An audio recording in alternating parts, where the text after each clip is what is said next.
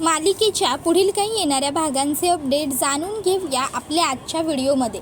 चला तर मग प्रेक्षकांनो, अजिबात वेळ वाया न घालवता सुरुवात करूया आपल्या आजच्या ह्या व्हिडिओला। तर इथे आपण पाहणार आहोत की कशा पद्धतीने आता सत्याचा उलगडा होत सारंग सावली ही दोघंही एकामेकासाठीच बनलेली आहेत हे आता इकडे सगळ्यांच्या लक्षात येणार। आता नेमकं काय आणि कसं घडतं आणि मुळात सारंग सावलीचंच नातं हे श्रेष्ठ आहे हे कसं ठरतं, या सर्व गोष्टींचे अपडेट आपल्या या व्हिडिओमध्ये अगदी सविस्तर पाहूया। तर इकडे आता आपण पाहतोय की जी मुलं आहेत ती दोघंही पंढरपूरला व्यवस्थित पोहोचलेली आहेत आणि मुलांनी अगदी व्यवस्थित पद्धतीने व्रत वगैरे पूर्ण केलेलं आहे। आणि त्याच्यानंतर बबलू आणि व्यंकटेश हे दोघं तर पंढरपूरला निघालेच होते। मुलं आता तिकडनं पंढरपूरवरून निघण्याच्या आधीच बबलू आणि व्यंकटेश त्यांना गाठतात आणि मग बबलू आणि व्यंकटेश हे दोघंही आता मुलांना व्यवस्थित सुखरूप घरी घेऊन यायला निघतात। बबलू त्यांना म्हणत असतो की अरे, जर तुम्हाला पंढरपूरला जायचं होतं तर तुम्ही आम्हाला का नाही सांगितलं, आम्ही नेलं नसतं का तुम्हाला। त्यावर मुलं सांगतात की आम्ही जर घरामध्ये मोठ्या माणसांना सांगितलं असतं ना तर आम्हाला तुम्ही नेलं तर नसतंच, पण उगाच आम्हाला जाऊही दिलं नसतं। त्याबरोबर मग मुलांना ते दोघं विचारतात की तुमचं दर्शन वगैरे झालं का, कसं झालं काय। त्यावर मुलं सांगतात की आम्हाला त्या काकांनी मदत केली। आणि मग कुठल्या काकांनी असं व्यंकटेश विचारतो। त्यावेळी आता मुलं मागे फिरतात कोण होते ते काका दाखवायला, पण तोपर्यंत आता ती व्यक्ती गायब झालेली असते। मुलं काका कुठे गेलात, काका काका असं ओरडतात खरं, पण तोपर्यंत तिथे कोणतीही व्यक्ती नसतेच। त्याच्यानंतरनं इकडे आता मुलं परत आल्याच्या नंतर सावली मुलांना घट्ट बिलगून रडते वगैरे आणि का असं न सांगता कुठेतरी गेलात, पुन्हा असं वागू नका वगैरे समजावून सांगते। त्यानंतर मग आता सावली ही जेव्हा जेवणाच्या टेबलवरती येते तेव्हा तिथे तिला इकडे सारंगची बायको म्हणून जी सुशीला घरात आलेली आहे ती सुद्धा दिसते। मग आता जेवायला तर सावली सगळ्यांच्या बरोबर बसते। सुशीला, सावली, अमृता, जगन्नाथ, भैरवी, त्याचबरोबर आता तिलोत्तमा, अभिर तसेच ओवी हे सगळेजण जेवत असतात। आता सगळेजण जेवून जेव्हा पूर्ण होतं तेव्हा झोपण्यासाठी सावली खोलीत येते। अभिर तर झोपी जातो कारण ऑफकोर्स तो दमलेला असतो पंढरपूरचा प्रवास करून वगैरे, पण मग आता इकडे सावलीला मात्र झोपच लागत नसते। सावली विचार करते, ह्या घरात मी कोणत्या नात्याने राहते, काय हक्क आहे माझा। सारंगना बरं वाटत नव्हतं म्हणून काही दिवस त्यांच्या आईने मला इथे राहायला बोलवून घेतलं होतं, पण आता काय माझं इथे अस्तित्व, काहीच नाही, शून्य। आता सारंगना बरं वाटतं त्यामुळे आता मी इथे राहण्याची काहीही गरज नाही आहे, मी इकडनं निघून जाणं हेच वर्थ असेल। मग सावली रात्रीच पॅकिंग करायला घेते। प्रत्येक कपडा, प्रत्येक साडी बॅगमध्ये भरत असताना सावलीला ते जुने दिवस आठवत असतात। सारंगने तिला उचलून घेतलेलं, सारंगने तिच्याबरोबर गुढी उभारलेली, सारंगने तिला मदत केलेली, सगळं तिला आठवत असतं। भरल्या डोळ्यांनी पॅकिंग करते सावली आणि रात्रभर तशीच रडत बसते। दुसऱ्या दिवशी सकाळी आता नाश्ताही न करता सावली अभिरबरोबर घर सोडायला निघालेली असते। त्यावेळी तिलोत्तमा हिला ही गोष्ट माहिती होते की सावली घर सोडून जायचा विचार करते। मग तिलोत्तमा हिला तर आता सावलीने घर सोडून जावं असं अजिबातच वाटत नसतं, कारण तिलोत्तमाला ही गोष्ट आधीच माहिती झालेली असते की अभिर हा सावली आणि सारंगचा मुलगा आहे। अभिर हा सारंगपासून झालेला मुलगा असल्यामुळे तोच या घरचा वारस आहे, तोच या घरचा वंश आहे। जर मेंदळेंचं नाव पुढे चालवायचं असेल तर त्यासाठी अभिरने ह्या घरात असणं गरजेचं आहे। माझ्या दोन्ही मुलांना मुलं झालीच नाही, म्हणजे मुलगा झालाच नाही, पण फक्त आणि फक्त माझ्या एकट्या सारंगला मुलगा झालेला आहे। पण जर सारंग याचा मुलगा सावलीबरोबर म्हणजेच त्याच्या आईबरोबर निघून गेला तर काय अर्थ उरेल या सगळ्याला, असा ती विचार करते। तर दुसऱ्या बाजूला आता अभिर म्हणतो, आई आपण काही दिवस थांबूया ना। सावली म्हणते, नाही बाळा, हे बघ आपण इथे कशाला आलो होतो, ओवीच्या बाबांना बरं वाटत नव्हतं, त्यांना बरं वाटावं ह्यासाठी, बरोबर ना। मग आता ओवीच्या बाबांना बरं वाटतंय की नाही, आता ते ठीक आहेत, मग आपल्याला इथं थांबण्याची काय गरज आहे। त्याबरोबर मग इथे अमृता वहिनीसुद्धा म्हणते, सावली अगं काय गरज आहे तुला जाण्याची, नको ना गं जाऊस प्लीज, तुझ्याशिवाय नाही करमणार गं आम्हाला, प्लीज नको ना जाऊस, राहा ना गं इथे सावली, प्लीज नको जाऊस। सावली अगं तू होतीस म्हणून मलासुद्धा ह्या घरात छान वाटायला लागलेलं गं आता, आणि तू निघून गेलीस तर तुझ्याबरोबर अभिरसुद्धा जाईल गं, खूप लळा लागलाय त्याचा। त्यावर सावली म्हणते, वहिनी मला सगळं कळतंय हो, पण सांगा ना, ह्या घरात कुठल्या हक्काने, कुठल्या नात्याने राहू मी? काय अस्तित्व आहे माझं ह्या घरात? शून्य, काहीच नाही. शून्यालासुद्धा खूप किंमत असते, पण मला काहीच नाही आहे किंमत ह्या घरात. आईना नाही आवडणार मी इथे थांबलेलं. तिलोत्तमा मॅडम कायम माझा राग करतातच आणि त्यांना अभिरही नाही आवडत. त्यामुळे मी इथे न थांबणंच योग्य असेल. नका थांबू अमृता वहिनी. मला या घरात बोलवलं होतं फक्त सारंग सरांना बरं वाटावं ह्यासाठी, आणि आता सारंगना बरं वाटतंय. मग माझा इथे थांबण्याचा कुठलाही मोटिव्ह उरत नाही. मी आत्ता इकडनं जाणंच माझ्यासाठीही बरं असेल, सारंग सरांसाठीही बरं असेल आणि त्यांच्या बायकोसाठीसुद्धा. त्यांच्या बायकोला का आवडेल तिची सवत घरात राहिलेली? आता सारंगला बरं वाटत नव्हतं म्हणून मी इथे थांबले होते. त्यामुळे सुशीलासुद्धा मला काही बोलत नव्हत्या. पण जेव्हा सुशीलाताईंना आता कळेल की मी इथेच थांबणार आहे, तेव्हा त्यांनासुद्धा ही गोष्ट नाहीच आवडणार आणि म्हणून मला इथे न थांबणंच योग्य आहे. त्याबरोबर मग ते अभिरला म्हणते, अभिर चल बाळा, आपल्याला उशीर होतोय, निघायला हवं. बाबा चला. त्याबरोबर मग आता इकडे जगन्नाथ तिला म्हणतो, सावली हे बघ बेटा. सावली म्हणते, बाबा प्लीज मला काही ऐकायचं नाही आहे. आपल्याला जे बोलायचं असेल ते आपण आपल्या घरी जाऊन बोलूयात ना. आपल्याला इथे थांबण्याची काय गरज आहे, प्लीज बाबा. त्याबरोबर मग तो म्हणतो, ठीक आहे चल. इतक्यात तिकडे तिलोत्तमा येते आणि म्हणते, खरंच जाणार आहेस तू? खरंच तुला जायचं आहे का हे घर सोडून? त्याबरोबर सावली म्हणते, नाही असं मी म्हटलं असतं, पण तुम्हाला तर हेच हवं आहे ना की मी या घरामध्ये राहू नये, मी हे घर सोडून जावं. तिलोत्तमा मॅडम, तुम्ही विसरत असाल म्हणून तुम्हाला आज आठवण करून देते. मला ह्या घरातून किंवा सारंगच्या आयुष्यातून कधीही निघून जायचं नव्हतं. मला कायम आयुष्यभर त्यांच्याबरोबर, त्यांच्यासाठी, त्यांच्यासोबत राहायचं होतं. पण तुम्हाला मी नको होते ह्या घरात, म्हणून तुम्ही मला हकलवलं. त्याबरोबर मग तिलोत्तमा म्हणत असते, हे बघ मी तुला उगाचच्या उगाच ह्या घरातून बाहेर काढलं नव्हतं. ह्या घरातून तुला जेव्हा मी बाहेर काढलं तेव्हा कारणही त्यामागची तशीच होती. पण आज मी तुला ह्या घरातून तू निघून जा असं म्हटलेलं नाही आहे. त्यामुळे जर तुला जायचं नसेल, इथेच राहायचं असेल तर माझी काहीही हरकत नाही आहे. राहू शकतेस तू इथे. जायचं नसेल तुला तर, राहायचं असेल तर राहा. मी कोणाला जाही म्हणत नाही आहे, कळलं ना? आता खरं तर तिलोत्तमा ही तिचा अभिमान अजिबात दुखवून घेत नसते. ती तिच्या गर्भातच असते आजही. तुला राहायचं असेल तर राहा.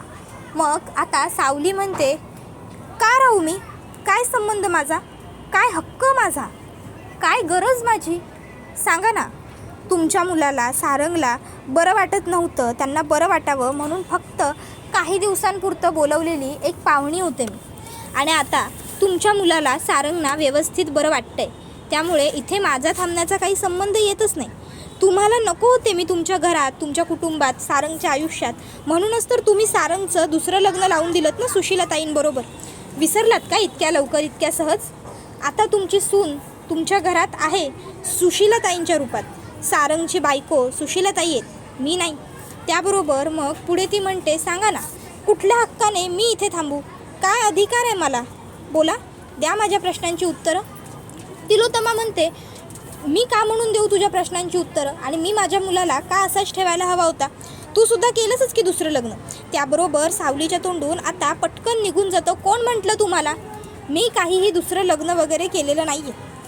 मी कायम सारंगच्या नावाचं मंगळसूत्र घातलं आणि सारंगच्याच नावाचं मंगळसूत्र मरेपर्यंत गळ्यात घालून मिरवेन.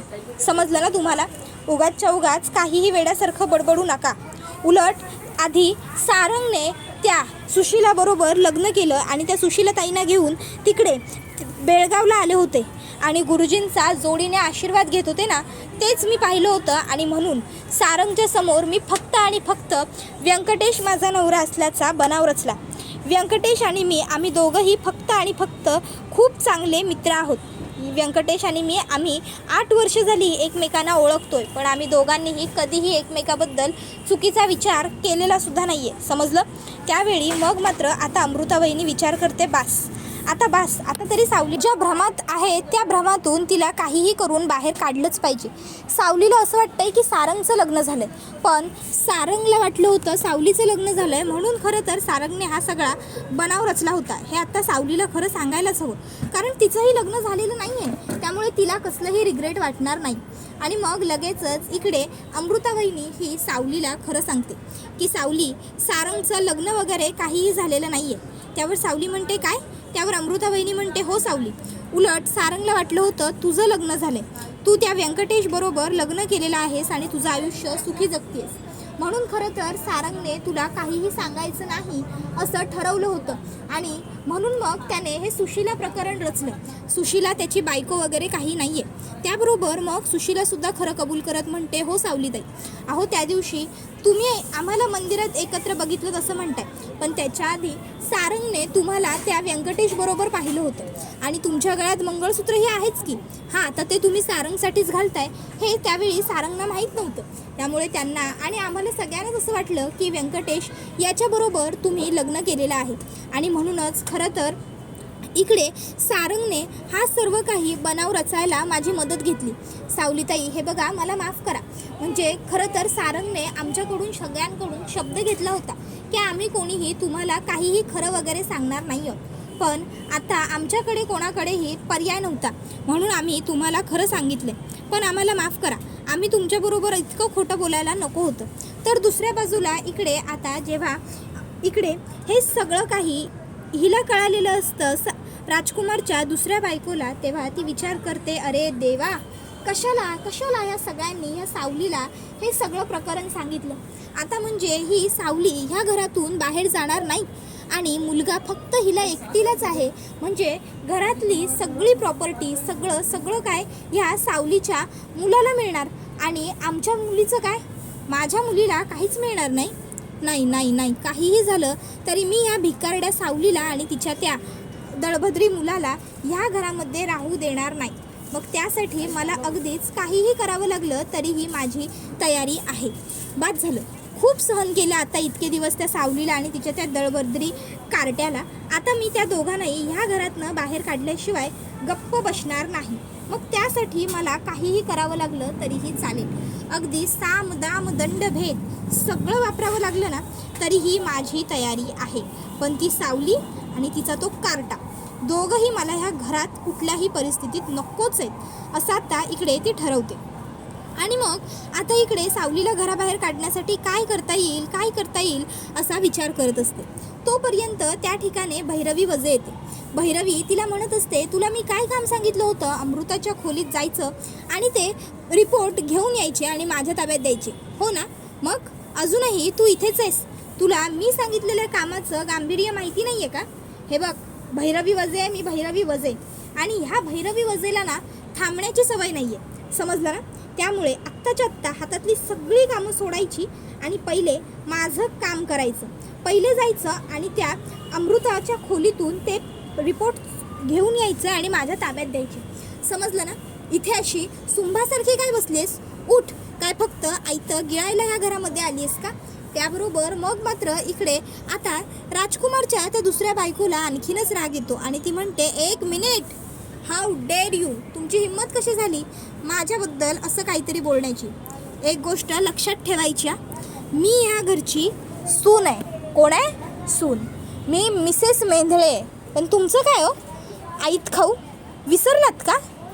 तुम्हाला जाऊ द्या, भूतकाळाची आठवण मी तुम्हाला करून द्यायला नको, पण आता तरी सुधरा. मला नावं ठेवण्याआधी एकदा स्वतःकडे बोट करून बघा ना, तुमची काय लायकी आहे, तुम्ही इथे कशाला आलाय? हां, आणि राहिला प्रश्न तुम्हाला ते रिपोर्ट्स आणून देण्याचा, तर माझं त्या रिपोर्टशी काहीही घेणं देणं नाही आहे. त्यामुळे मला ही असली चिंदी कामं करायला सांगायची नाही, कळलं? त्याबरोबर ती म्हणत असते, चिंदी कुणाला म्हणालीस ग चिंदी? हां, त्याबरोबर ती म्हणत असते, तुम्हाला. बरोबर ऐकलं तुम्ही, तुम्हालाच म्हटलं मी चिंदी, कळलं ना? त्याबरोबर मग भैरवी वजे म्हणते, तुला खूप माज आहे, तुला खूप घमेंड आहे, बरोबर ना? त्यावरती म्हणते, अगदी अचूक ओळखलं था, आहे मला खूप घमेंड, आहे मला खूप माज. काय करणार आहात सांगा ना, काय करणार आहात? त्यावर भैरवी वजे म्हणते, काय करेन आणि काय करू शकते हे कळेल, लवकरच कळेल तुला. असो, आत्ता सध्यापुरतं तरी मी काही बोलत नाही, पुढे मी काय करू शकते ते दिसेलच तुला. भैरवी वजे बरोबर वाकडं घेतलंयस तू आणि याचा परिणाम तुला भोगावा लागेलच. आयुष्यात कधी ना कधी कुठे ना कुठेतरी तुला ह्या भैरवी वजेची गरज लागेलच. असं म्हणतात, राजाला सुद्धा कधी ना कधीतरी चांभाराची गरज पडतेच. मग मी तर भैरवी वजे, पण लक्षात ठेव, त्यावेळी भैरवी वजे तुझं काय करेल ते. त्यावर ती म्हणते, वा वा वा वा वा भैरवीजी, खरं सांगू का तुम्हाला एक, तुम्ही तर आहे ना अगदी फिल्म वगैरेमध्येच काम करायला हवं होतं. नाही, अगदी तसंच बोलता ना तुम्ही, भैरवी वजे भैरवी वजे भैरवी वजे. काय हो काय, हे लोकांनी आपल्याबद्दल बोललं पाहिजे की बाप रे ती व्यक्ती, नाही नाही ती तर इतकी डेंजर आहे, नाही नाही ती तर अशी आहे, नाही नाही ती तर तशी आहे. स्वतःच काय स्वतःच्या नावाची टिमकी मिरवत असता सगळीकडे, भैरवी वजे भैरवी वजे भैरवी वजे. आणि एवढं काय केलंय काय तुम्ही आतापर्यंत, काय अचीव काय केलंय? त्या सावलीला, तुमच्या त्या मुलीचा ताराचा खोटा आवाज बनवलात आणि तिचा वापर करून घेतलात. ही आहे भैरवी वजे. आणि त्याच सावलीने तुमच्यावर पलटी मारली आणि स्वतःचं गुरुकुल सुरू केलं. त्याच सावलीने तुम्हाला तुमची लायकी दाखवून दिली. त्या तुम्ही भैरवी वजे, तुरुंगात राहून आलेल्या तुम्ही भैरवी वजे का? त्याबरोबर मग आता ती म्हणते, हे यू इडियट. त्याबरोबर मग ती म्हणू लागते की मी नाही, यू इडियट. आणि आता मी तुम्हाला तुमची जागा दाखवून दिली, समजलं ना? त्याबरोबर आता त्या दोघींमध्येच वाद पेटतो. तसा हा व्हिडिओ इथेच संपतो. व्हिडिओ आवडला असेल तर व्हिडिओला लाईक करा, चॅनलवर नवीन असाल तर चॅनलला सबस्क्राईब करा आणि बेल आयकॉन आठवणीने प्रेस करा, जेणेकरून तुम्हाला पुढच्या प्रत्येक व्हिडिओचं नोटिफिकेशन मिळत जाईल आणि सर्व व्हिडिओंचा आनंद हा अगदी उत्तम पद्धतीने घेता येईल. चला तर मग प्रेक्षकांनो, आजच्या पुरतं इथेच थांबूया. पुढचा व्हिडिओ येईपर्यंत टाटा बाय बाय, धन्यवाद.